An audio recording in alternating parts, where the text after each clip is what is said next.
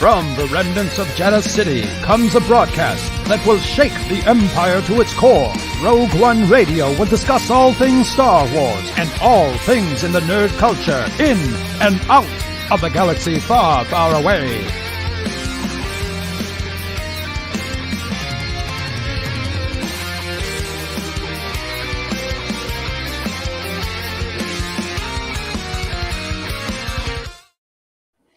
Hello, everybody. We are back. It's Rogue One Radio, episode number 119. I am one half of your team, Steve, and with me is the mythosaur whisperer. DJ. Cheers, folks. How's it going, DJ? Fine as frog hair, as they say. Awesome. So let's jump in here and see who we got in the chat. We've got Dragon Buddy, and we've got Isaac, and Megan is with us. Hey, Megan. Hey, Megan. And Kelly and Tina. And I'm sure more will trickle in later. But let's jump in and get that first song done. This one is from a band based out of Denver, Colorado, called, I think it's FAIM. I don't know. It's FAIM. Anyway, they put an album out back in December called Your Life and Nothing Else via Safe Inside Records. And we're playing a song from that album called Opus. So here it is. Enjoy. Let's be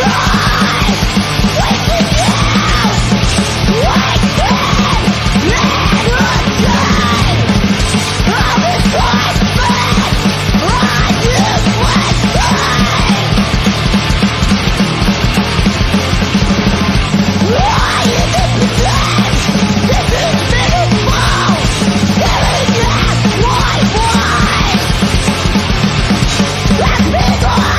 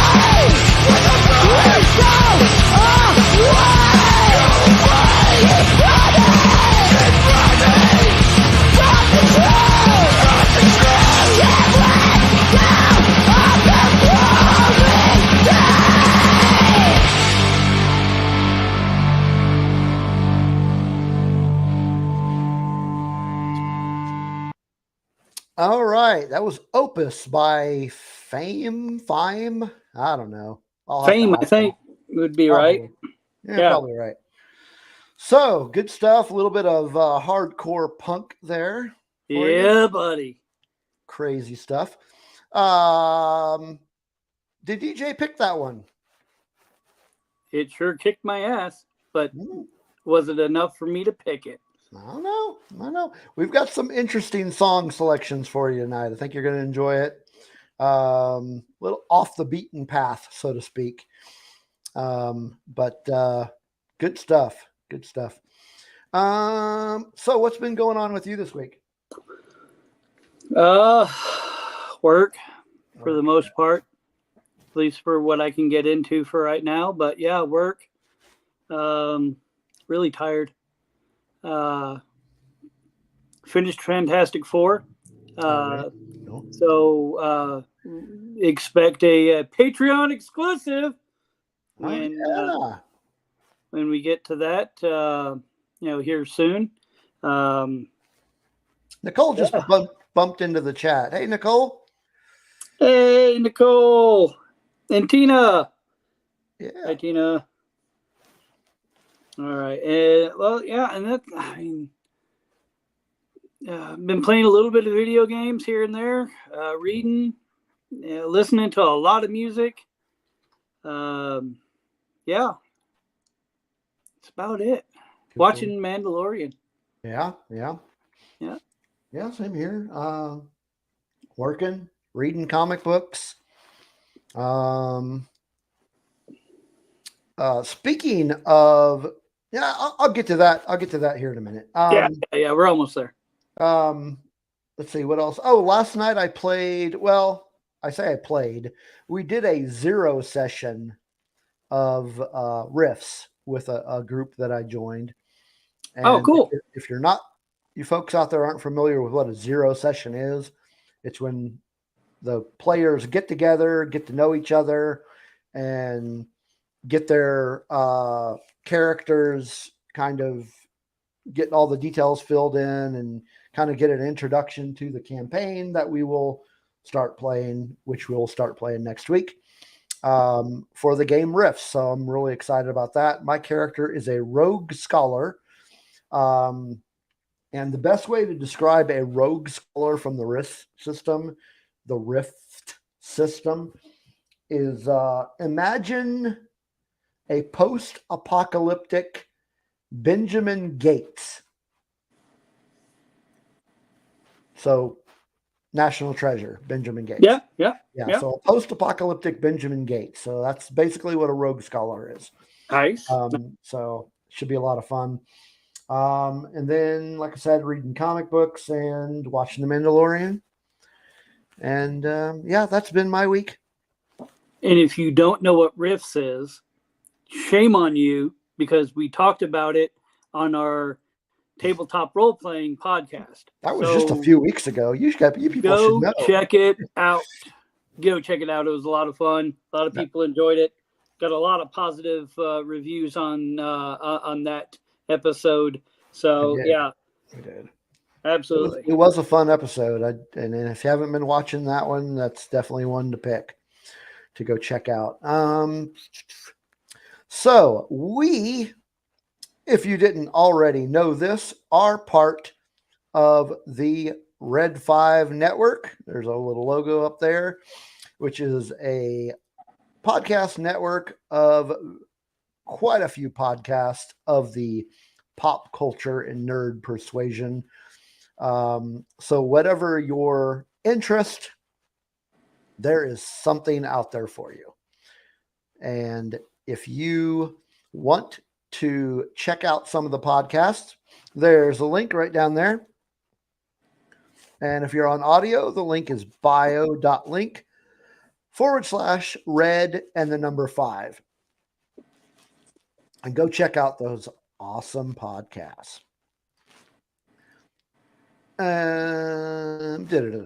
What else we got here? Oh, so speaking of, we mentioned Patreon earlier. We do have a Patreon. Yes, we do. And if you are not familiar with our Patreon, there's a link right there, patreon.com/Rogue One Radio spelled out. We just launched a brand new patron exclusive series called Comic Cuts. And it's where one or both of us talk about, we pick a single issue of a comic book or a trade paperback or a graphic novel, and we kind of dive into it and talk about it. And we just launched it on Monday.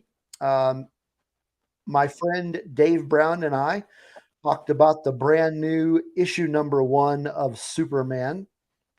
And that was a lot of fun. And so if you are not already one of our patrons, now is a great time to do it. There's the link again. And we do have a great support team.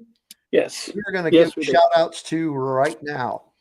These are our current patrons: Dave Brown, Kelly, Chris, Don, Nicholas, Scott, Kim, Amanda, Mandy, Justin, and Denise. And those last two, Justin and Denise, are brand new.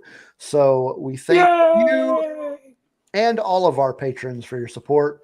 And if you would like to be included on this list, go to that Patreon site, and you too can be a patron for as little as $1 a month. Now, if you are watching us on YouTube, please make sure that you subscribe, like, ring that bell. Ding, ding, ding. That ringing that bell will tell you, they'll notify you anytime there is a new episode, and you'll never miss one. And if you want to catch us on social media, DJ, where can they find us on social media? Well, on social media, we have our Facebook group. I wasn't prepared for this. You can also find us on Twitter, and I'll probably mess this one up again. It's Rogue One, the number 1. That's right. Radio on Twitter. And then we have Discord. Discord server. We do. Yep. Do we have? We don't have an Instagram, do we? We do have an Instagram. We do. Oh man, see, we do. I'm behind the times. It's all right. So if you don't want Instagram, if you don't want to have to remember all those links, the one scrolling right down there is the only one you need. bio.link/Rogue One Radio spell out. And it will give you it'll basically just give you the links to anywhere that you would want to try to find us. So go ahead and jump on there and jump on the social medias and talk to us. And we love engaging with you folks. Absolutely. It's the highlight of my week, honestly. Really is. Yeah, same here. So announcements. I actually do have a couple of announcements. They're kind of mixed together, though. We had some book announcements this week. Coming on September 5th, in commemorating the 40th anniversary of Return of the Jedi, it has been announced that the Return of the Jedi from a Certain Point of View will be released. So if you enjoyed the From a Certain Point of View, New Hope and Empire, you are certainly going to enjoy these as well. So go check 2 those days out. It's 2 days before my birthday. So if anybody is thinking, man, what can we get DJ for a birthday present? You know what? Since Return of the Jedi is my personal opinion, best Star Wars movie, what a better way to gift. I'm telling you. All right. Just throwing that out there, you know. Okay. Hey, Yeah. Spencer just jumped in the chat. Hey. Spencer, about time, slacker. So the other book announcement coming on November 7th, Pablo Hidalgo is giving us another visual guide. So this one is called Dawn of Rebellion, and it is going to dive into the history of the Rebel Alliance from the time of the Obi-Wan Kenobi series to the early days of the rebellion in Andor. So, yeah, I'm actually looking forward to both of those. Yeah, absolutely. Yeah, and I thought, for some reason, I thought Pablo Hidalgo was done with Star Wars. Maybe it's just Star Wars Twitter he's done with, but I've enjoyed a lot of. Yeah, I can understand that as well. I've enjoyed a lot of his publications that he's put out. So yeah, I'm excited for both of these. So yeah, awesome. Yeah, it's gonna be some good stuff. Righty. What did we miss a birthday? Isaac, his birthday was last week. Oh, happy belated birthday, Isaac. All right, what do we got next? We got our housekeeping done. Oh, we got another song. Yeah, we do. Another song. This one comes from a band based out of Bergen, Norway. And the name of the band is Slomosa. That's just an amazing name. Yeah, it's pretty cool. So this one's a little bit older. This comes from their self-titled album in August of 2020 via Apollon Records. Usually we play newer stuff, but I really wanted no, just listen to it. I think you'll like it.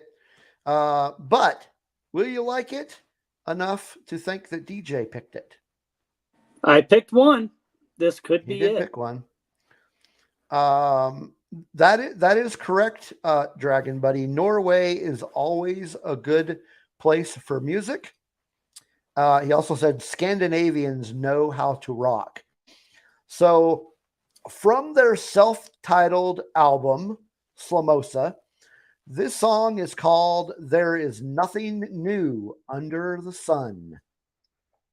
Enjoy.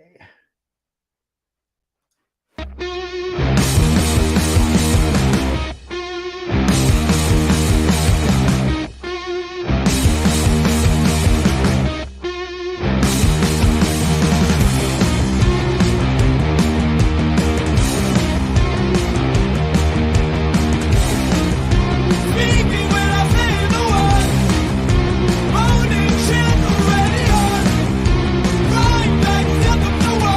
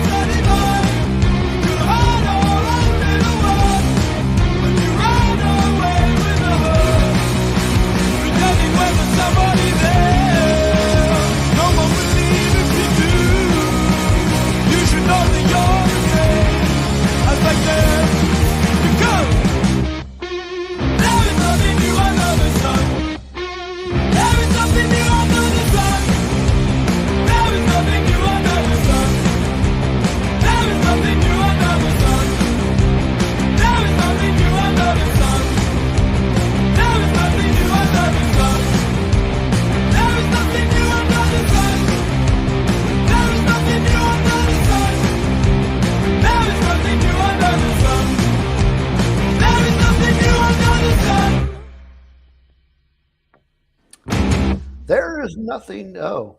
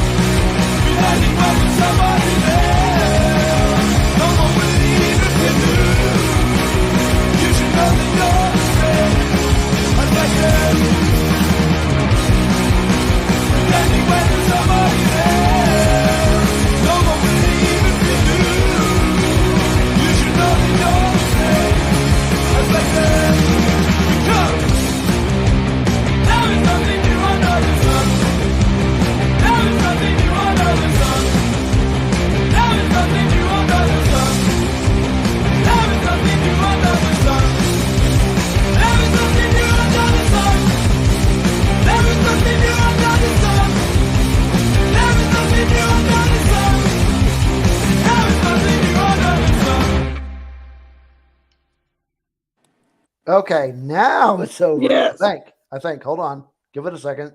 Yes, it is. Okay. So that was Slomosa with There Is Nothing New Under the Sun. Kind of gives me a early Jane's Addiction kind of vibe to it. Okay. Really enjoyed that song. But did I enjoy it enough where it was my pick of the week? No, was it? Well, fine. I'll be posting that poll later on, but yeah. And we do have one more song kind of up, but before we jump into the next song, it is time for Rogue One Radio's picks. We are going to pick a movie, book, game, whatever, something that we either read or absorbed over the week and recommend it to you. So what is yours, DJ? All right. Brave the dungeons alone or team up with friends. Up to 4 players can battle together through action-packed, treasure-stuffed, wildly varied levels, all in an epic quest to save the villagers and take down the evil Arch-Illager. My pick of the week is Minecraft Dungeons. I picked this one because, one, it came up on my PSN network as a free game of the month.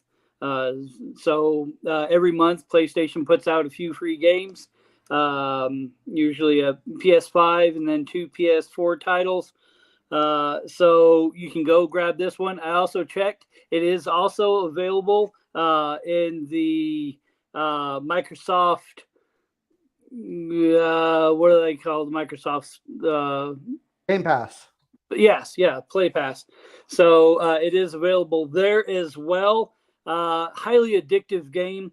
So unless you want to spend some mind-numbing hours just trudging through dungeons and having a blast, yeah, I'm telling you, it's great. It's great. Very cool. Very cool. Yeah, what do you got?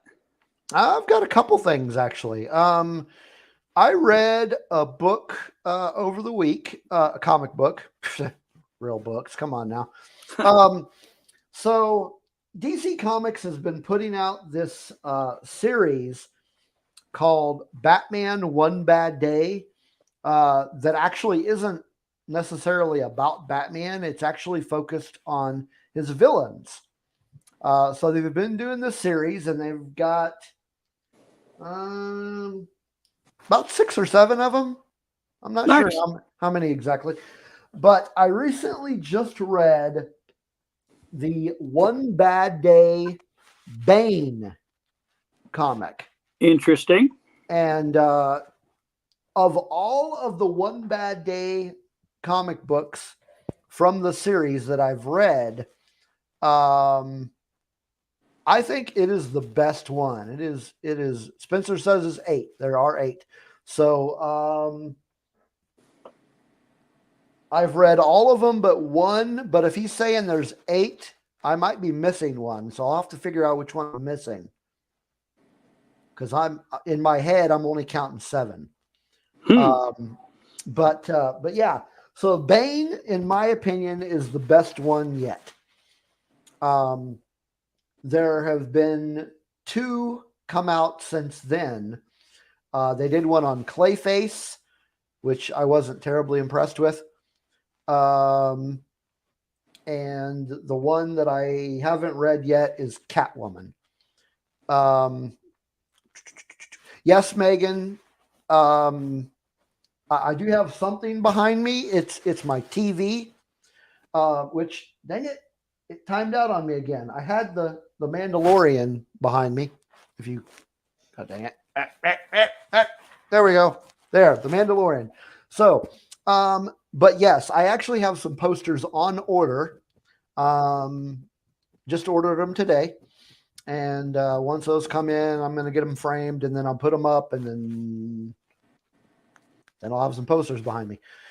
So yeah, One Bad Day Bane is my first recommendation. Nice. And just like Minecraft Dungeons, there will be a link to it in the show notes so you can learn more about it.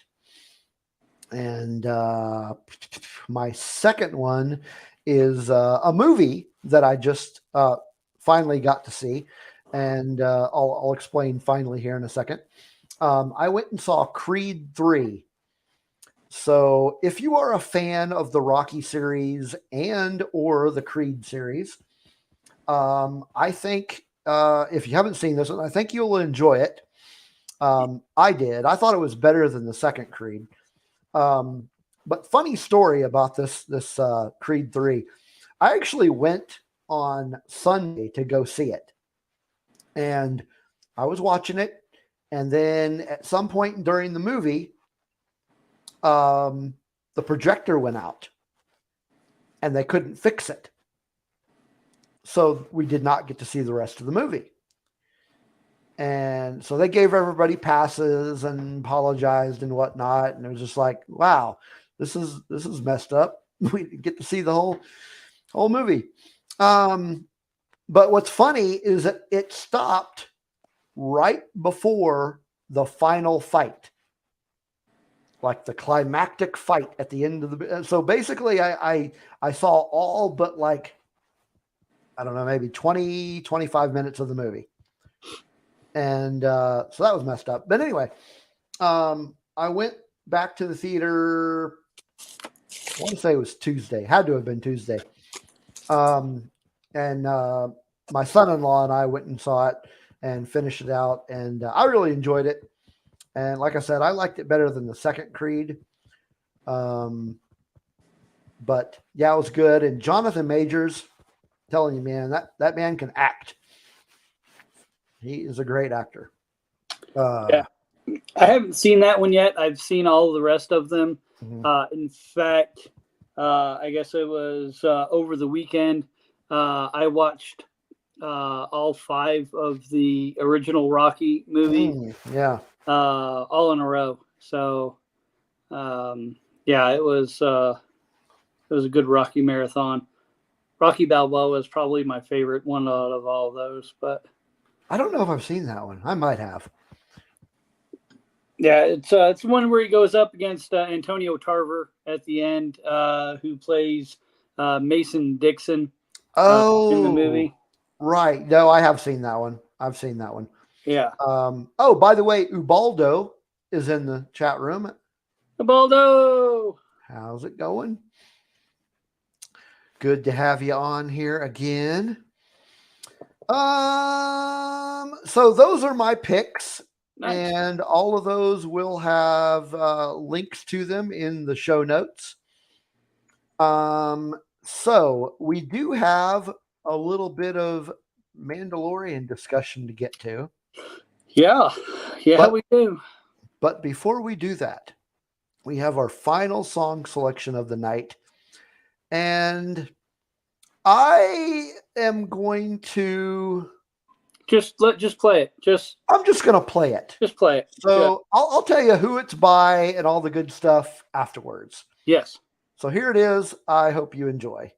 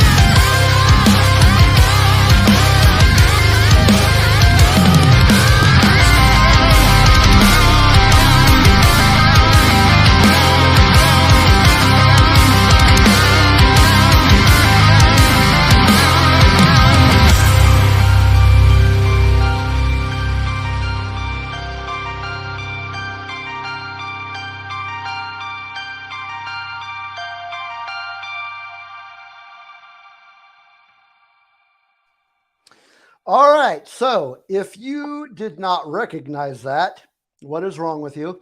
But that is the theme to The Mandalorian, played by a band called Galactic Empire. They are releasing an album in May called Special Edition via Pure Noise Records that will include that song, as well as some other songs that you might recognize, done in their interesting little fashion. So yeah, it looks like that one was a hit with the chat room, and yeah, that was a good tune. But did DJ pick it? Did I pick it?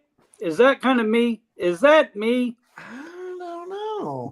Maybe so. We will have the poll up after the show, and then you can vote on whether or not DJ picked that one. Good stuff. Good stuff. And a great way to segue into tonight's discussion. We are going to be talking about Chapter 18 of The Mandalorian. Here we go.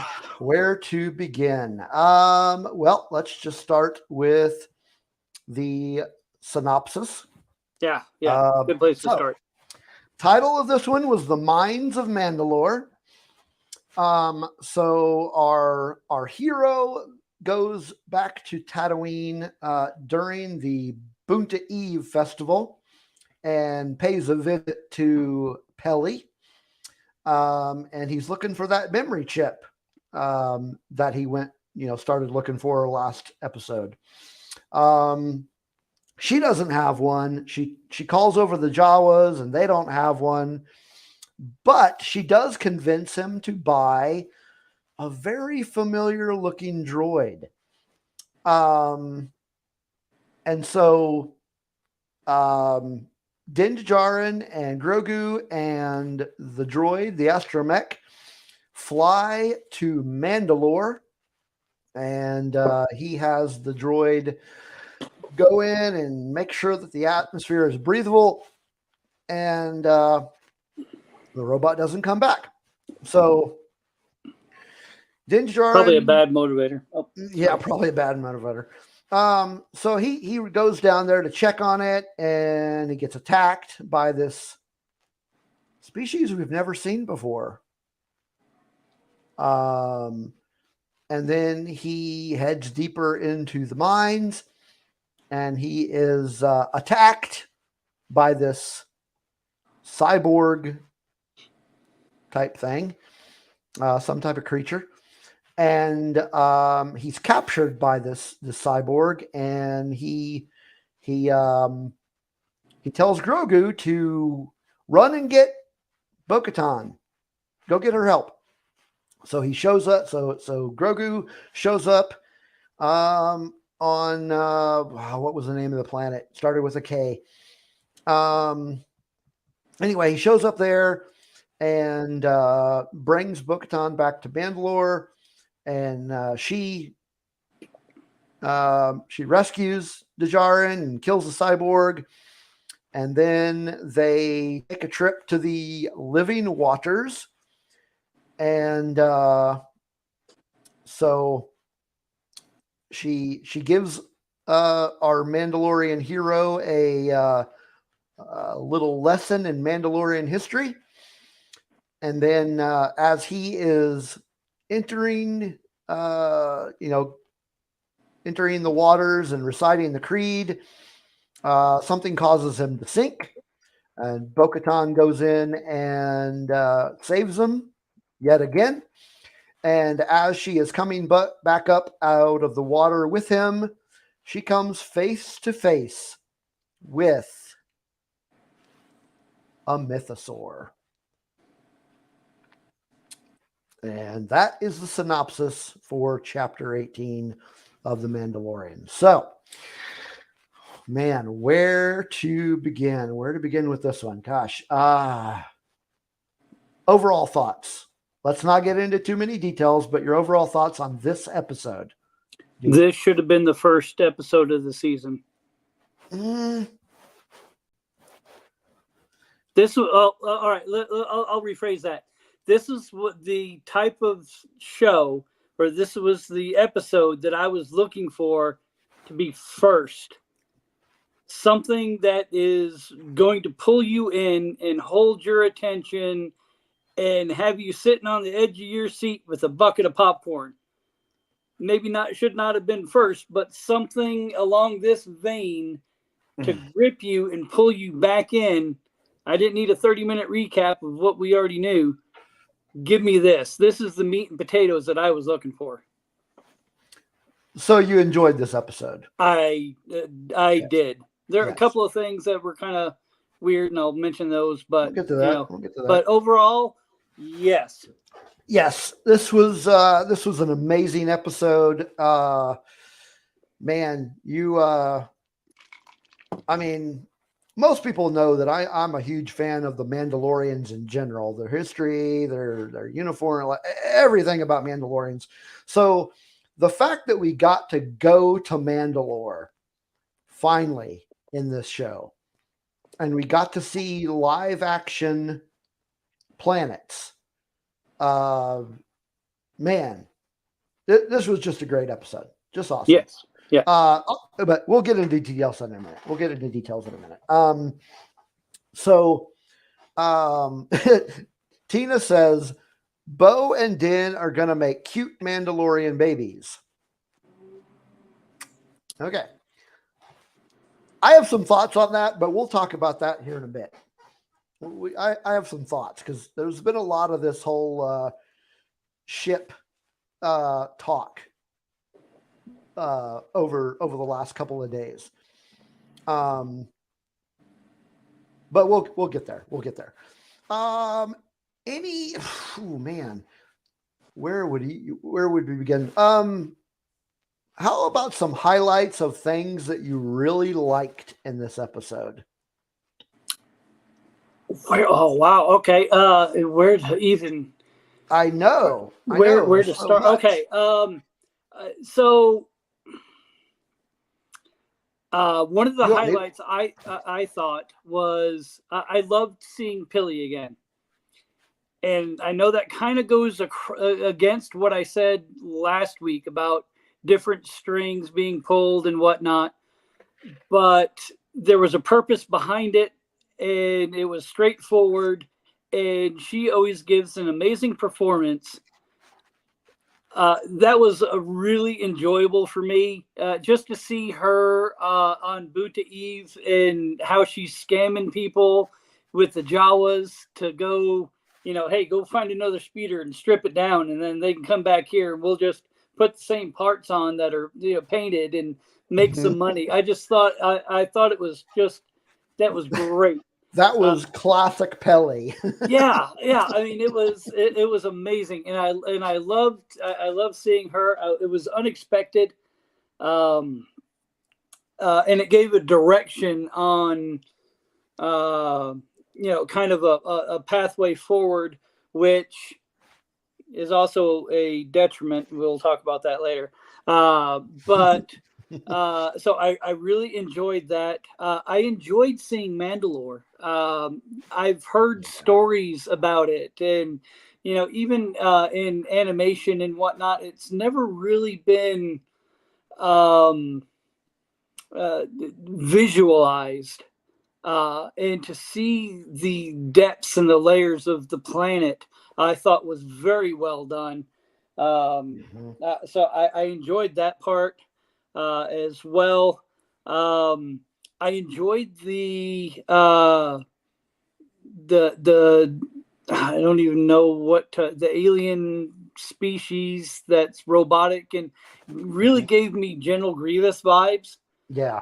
Which I think I mentioned to you in our chat or our Discord that it was just kind of at first I thought, is that Grievous? Because it was kind of dark and I was watching it during the daylight and lots of background light was made the TV kind of hard to see, but then realized, yeah, it's not. But the way it kept switching around from different body types and almost had like a Sam Raimi type feel with this little shell walking around.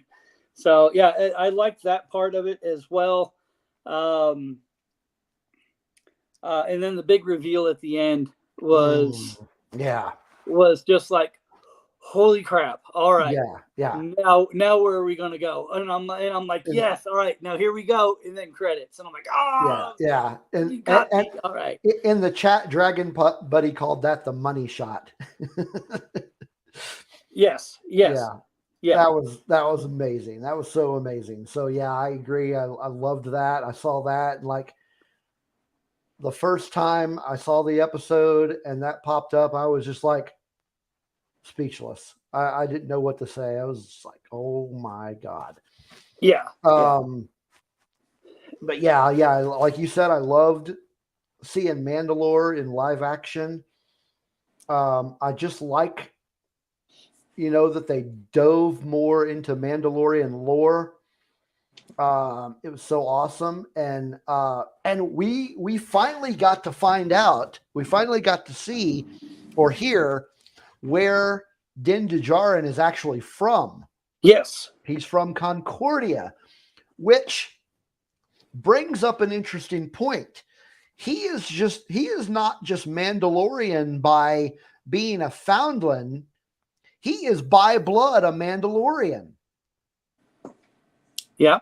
Because Concordia is part of the Mandalore system. Yep. It's just another moon of Mandalore. So we find out that he's not just playing a Mandalorian. He is actually a Mandalorian. So I loved that. And I loved these new species that we got. I hope we find out more about them. Oh man, it was just the amazing episode. I loved the Peli sequences. Those were great. I loved that shot at the very, very beginning with the race. Yeah. Didn't get much of it. That was really cool. I like that. I loved the callback to a very familiar droid from A New Hope.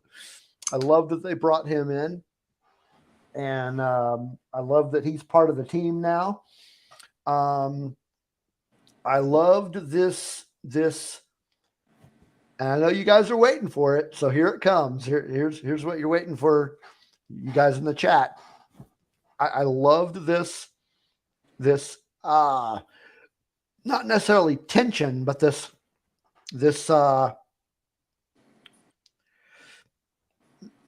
man, what do you call it? Just this feeling that you get when Bo-Katan and Din Djarin are together. Just this I know you just chemistry. Chemistry. Yes, that's the word I'm looking for. This chemistry they have. And thank you, Kelly.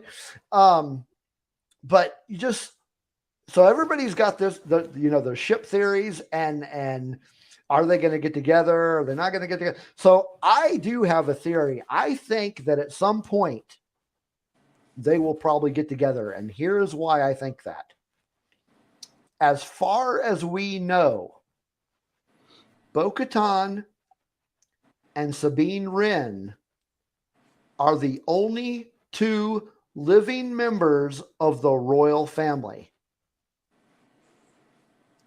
One of those two needs to continue the bloodline somehow. Okay. To keep the royal bloodline going. So, could it be Bo-Katan and Din Djarin, who we now know is by blood a Mandalorian? Sorry. Isaac. Yeah. Pull up Isaac's comment there. There we go. Yes. Yeah. I was thinking it. Isaac's the one who said it, though. Yeah. So I don't know. That's just my theory. I think that the royal bloodline needs to be continued. And this is hey, Nicholas just jumped in. What do you think? What are your thoughts on the whole romantic chemistry? I don't know. I really don't know. I don't know if I guess it could happen. It's not something that I necessarily look for. It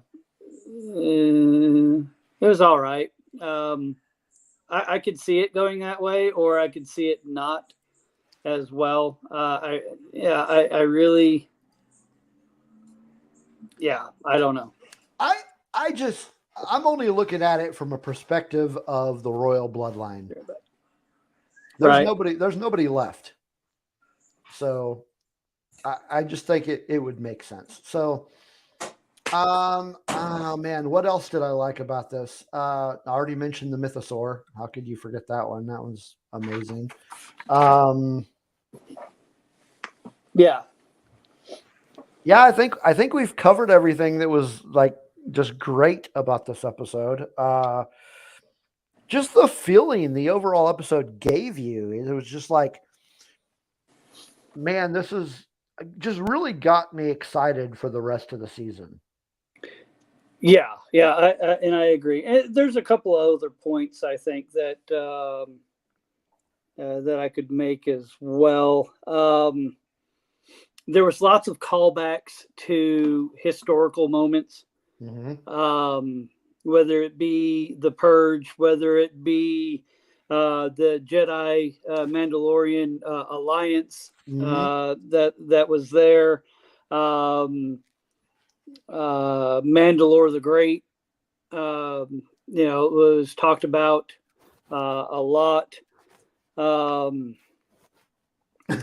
Something else that caught my eye, and I didn't catch it till the second time I watched it,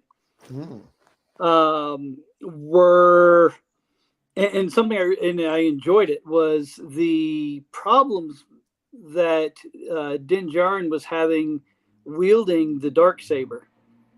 Okay. Yeah. It's still, I mean, he won it, but it doesn't feel like it's his weapon. Yeah. So it just made me wonder, if Bo Katan has this weapon, is she going to have the problems that he had with it, or what's it? Yeah. So what's the story with that? Which I'm not that well versed in the Darksaber history. Well, Bo-Katan was the person that had it before Moff Gideon took it. But how often did she use it? So yeah, I don't know. I don't know. Just makes me wonder. Yeah. Sometimes it just makes you wonder. So yeah, there was the Mandalorian callback. So that was all really great, and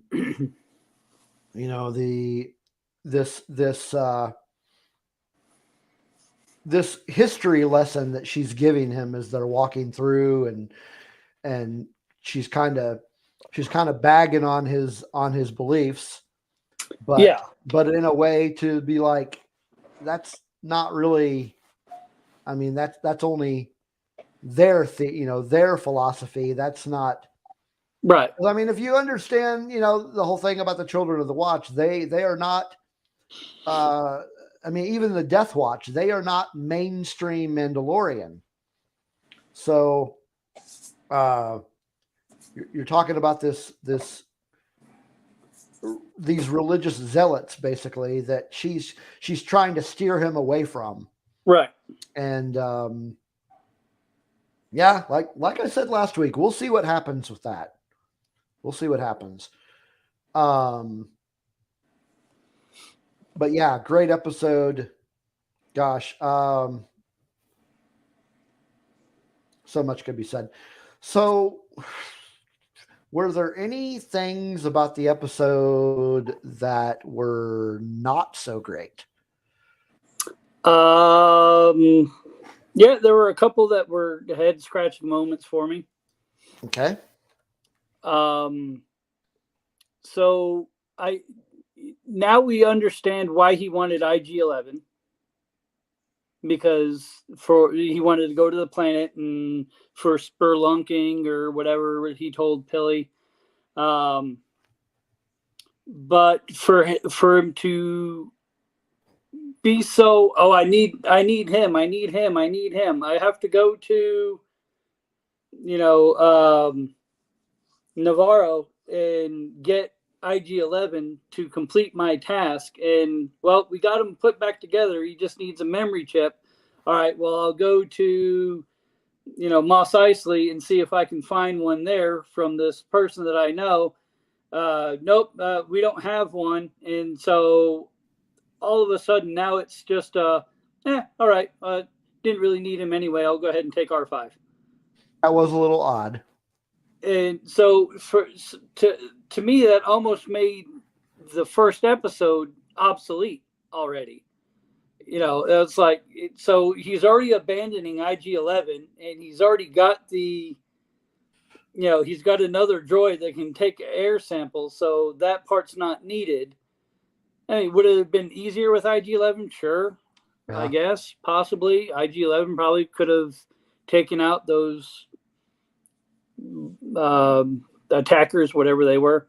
But it just felt weird I need to do this. I need to fix IG-11. Need this, need it. Oh, no, never mind. I got him. That's fine. Yeah, that was a little odd. Yeah. So that was odd. I'm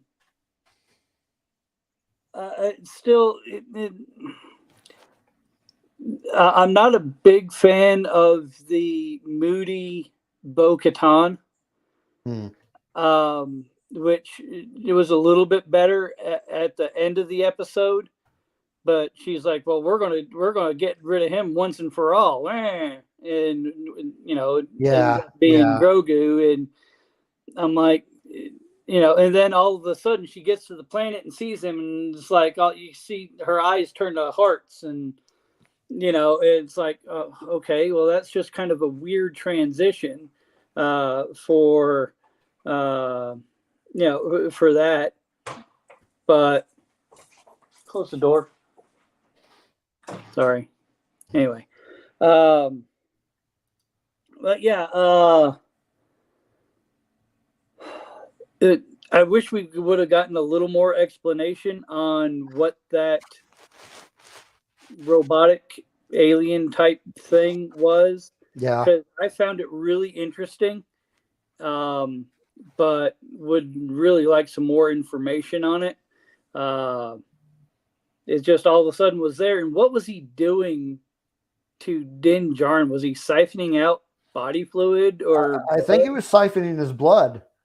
So yeah, that was really that was kind of odd, with no explanation. And again, maybe it was just because the contrast on my TV and the other stuff, it was really hard to see what was going on there. But I don't know, but it was dark on mine too. Okay, all right. Then the other thing is that it really hadn't been, explained. Is you got all these, either Grogu is starting to really grow up fast, or they didn't really show a whole lot of training with the Force, and it seems like he's been able to do a whole lot for the amount of time that we've seen him. Kind of like Luke Skywalker in Empire Strikes Back versus Luke Skywalker in Return of the Jedi. So he has this limited function. He can kind of use the Force a little bit, and then in the last 2 episodes, he's been able to do a whole lot more, and we really haven't seen much of a progression up to that point. It's just he couldn't do it before, now he can. So if I had to nitpick, that would be another one, but that's just me struggling to come up with something, because I really enjoyed the episode.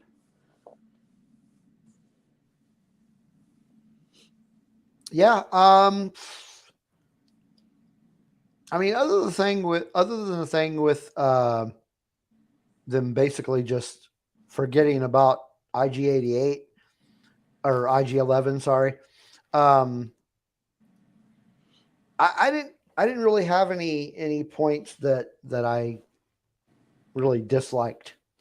The episode just generally was just so good. It's really hard to pick up on something I didn't like.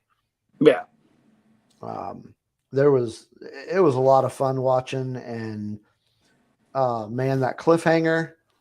There you go. I just like that cliffhanger. Right. Come on, man. Don't leave us hanging. So, all right. So that brings me up to another point that I wasn't sure about. So when I watched it a second time, I still wasn't sure. So he's reciting the creed as he goes into the water. Now, did he get pulled under, or did he just fall off the edge and start to go down? I couldn't see anything that was really pulling him under. Well, it could have been the mythosaur.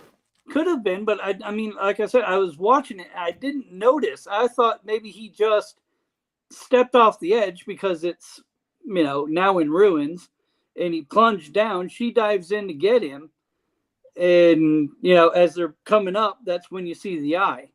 So I was like, man, did he just fall off, or was he dragged under? Now that you mention that, it's possible he did fall off because of the ruins. So, yeah, I don't know. I just couldn't quite tell. I guess I'll have to watch it again. Oh, no. Oh no, we have to watch it again. No, yeah, really. Isaac thinks he fell too. Yeah. Have a good night, Megan. Megan's has to leave us, but have a good night, Megan. You're probably already gone, but good night. Yeah. Tina says, I think he had his heavy armor on and just sunk like a stone. That's another possibility. Yeah. That armor is heavy. Wow. Yeah.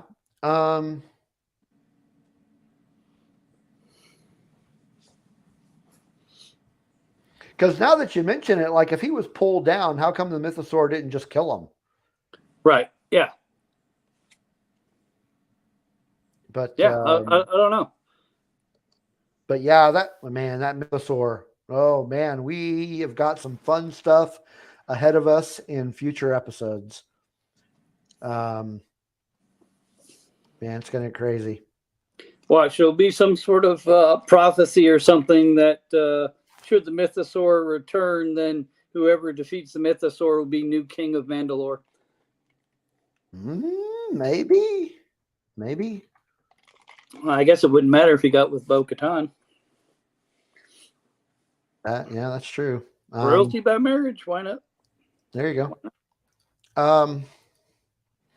So one thing that I want to mention, when we were looking at, I was looking at the episode list, who wrote what and who's directing and whatnot. Mm-hmm. Anyway, there was something that I noticed. First of all, I was mentioning this to you earlier, but every episode in this season is written or co-written by Jon Favreau. So he, as far as the writing, he had his hands in everything. But what jumped out at me is that there are 2 episodes in this season that are co-written by Dave Filoni.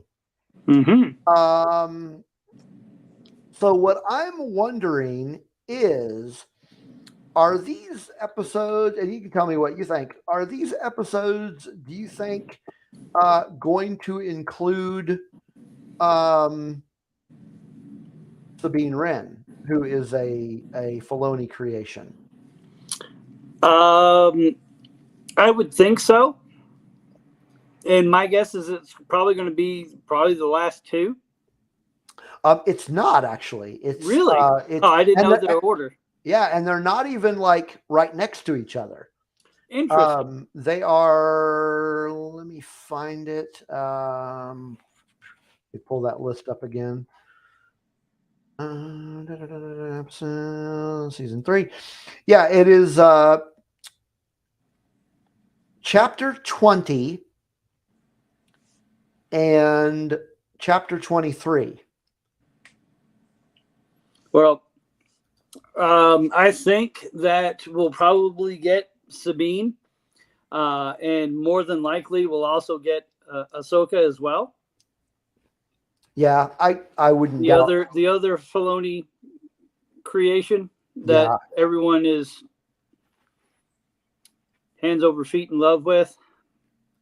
Yeah, it would not surprise me at all if Ahsoka shows up. I mean, they've got to kind of throw that in and gear up for the Ahsoka show. Oh, Sabine and Ahsoka in the same show. Oh, be still my heart.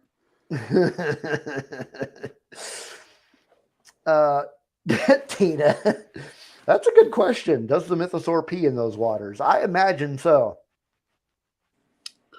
Maybe that's what makes them holy. Maybe that's why they're the magic waters of Mandalore, is because you're bathing in the urine of a mythosaur. Hey, if that won't do it, nothing will. That's right. You have to have the blood or the urine of the mythosaur in order to be a real Mandalorian. Oh, crazy stuff. Yeah, you see what it does on rust spots on Vespas. I'm telling you. I gotta hopefully Beskar is not only bulletproof but also moisture proof, right? So that it doesn't rust. Oh, Tina, I'm not even putting that one up. That's nasty. That's not even a shower, Tina. That's a bath. Huh. Isaac has an interesting thought. I'm going to go with no on that one. I think it's actual metal. You never know. You never know. That's where it's going to come from somewhere, and that's where it came from. So maybe it's metal that is enhanced.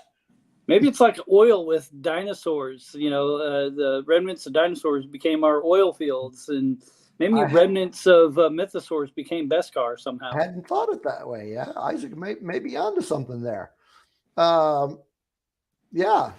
What if the mythosaur poo is Beskar? That's very interesting.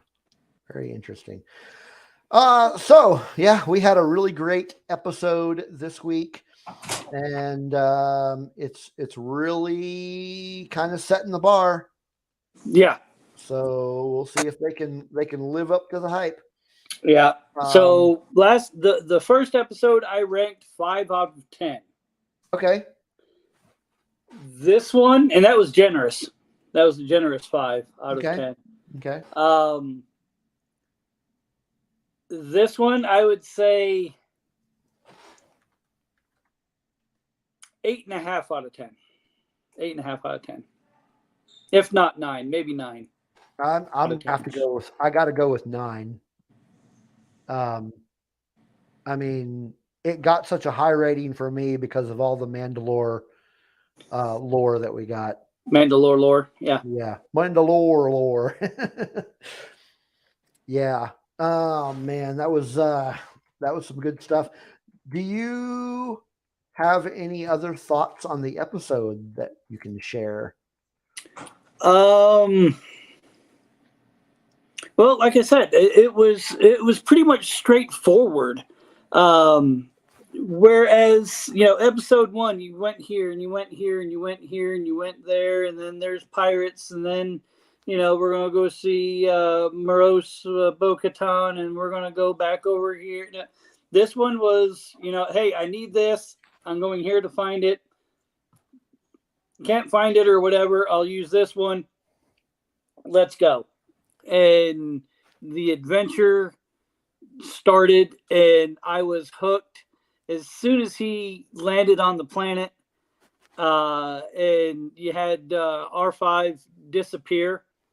I'm like, uh-oh, now we're starting to get something good. It's about to go down. Yeah. And I was hooked. And I mean, the first part of it was, and I can't remember the runtime, 40 minutes? I think so. I think it was 40 minutes, 41 minutes, something like that. So like the first 10 minutes were with Pilly, and then you had 30 minutes of nonstop action, and even Grogu trying to get out of there and, go get Bo-Katan and come back. And, it was like, all right, it's a little interlude. All right, now we're going to get to the serious business. So I really enjoyed that. They stuck to the plot line of this is what we're doing. See it to the end. Yeah. There's your big reveal. Boom Oh, shakalaka. what a reveal it was. Yeah.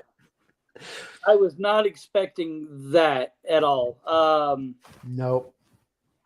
I was not either. I thought, that it wouldn't be the first, and I think I said last week that they'll see a lot of history, which there was, to get him to kind of second guess his idea. Yeah, and there was that, but I figured that there'd probably be like a hidden Empire installation or something that they uncover. Yeah. Well, there's still a chance. It could be, They guess. haven't gone to Concordia yet. Yeah. But, I mean, that was my thought was, all right, so we're going to get this and, well, watch, there'll be another red herring and they'll come up and, and somehow the current takes them away and they get pulled when they come out of the water. They're in a different spot and it's a military thing. And I'm like, where's this going to lead? And then it comes up slowly and then the light shines and there's the eye. And I'm like, oh, man. Yeah. It was gorgeous. I loved it. It was awesome. I mean, who would have thought, however many years ago that we would ever see a live action mythosaur? Right. So Nicholas at Backyard TARDIS says that he liked the last week's episode, but this one was still great. 8 out of 10. Yeah, I find it interesting. He said he liked the last week's episode more. Sure. I mean, hey, it's everybody can have their opinions on. For sure. No matter how wrong it is. Just joking, Nick, of course, you know that. No, and that's great because, and that's the awesome thing about being a fan of a show. You might not like everything about it, but you're still going to watch it. So Nicholas really liked the first one. Great. Awesome. He watched the second one. He thought it was good too. I did not. I didn't like the first one as much, but absolutely loved this one. I thought it was great. It's great to have differing opinions on things because that, if done correctly, can bring about an awesome discussion. It really can. Definitely. Instead of calling names and you're a shill or whatever because you enjoy it. No, everybody likes things to different degrees, and that's great. Yeah. Talk about it, figure out what you like about it, what you don't like about it, have a great discussion. One thing I think all of us here, me, you, everybody here in the chat can agree on is that we all like Star Wars. Yes.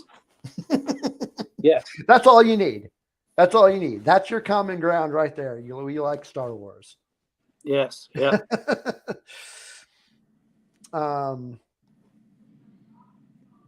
Man, that mythosaur. Can't get over that enough.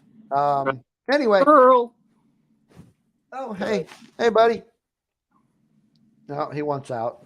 You're gonna have to give me a minute there, dude.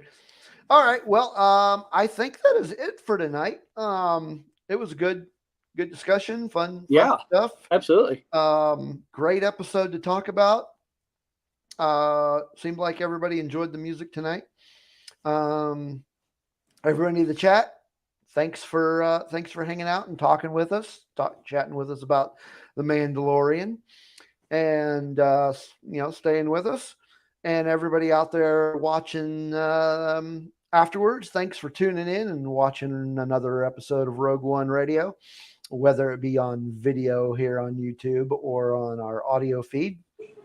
We always appreciate anybody that listens to the show, and of course we always love our patrons and appreciate their support, and again, appreciate everybody that watches the show and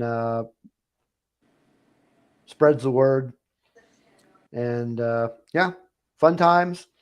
And that should be it. Yeah. You want to bring us out, DJ? May the mythosaur be with you.